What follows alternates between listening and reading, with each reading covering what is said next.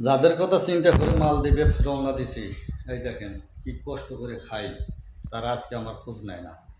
সময় এলে শুধু টাকা যখন লাগবে তখন ফোন দেয়। প্রফেশনাল সবচেয়ে বড় কষ্ট কি জানেন? এটাই সব থেকে বড় কষ্ট। লাঞ্চের সময় খাইতে হয়, তরকারি গরম করতে হয়, রাত্রে পাক করতে হয়, সকালবেলা সেই 5টা বাজে উঠে রান্না বান্না করতে হয়। অথচ বাড়ির যারা লোকজন আছে, যাদের জন্য নিজের জীবনটা শেষ করলাম, একটু খবর নেয় না যে আমরা আসলে কেমন আছি। সব সময় বলে তোরা তো ভালোই আছিস, বিদেশে আছিস। এই তো আমাদের দুঃখ। প্রত্যেকটা পরিবারের প্রত্যেকটা প্রবাসীর একই অবস্থা।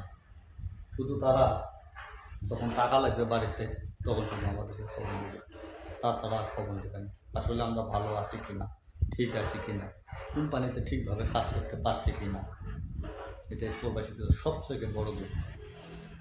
ভাই আমাদের জন্য দোয়া করবেন সবাই, যাতে আমরা প্রবাসের মাটিতে ভালো থাকতে পারি। হ্যাঁ, সব সময় দোয়া করবেন আমরা যাতে সুস্থ থাকতে পারি।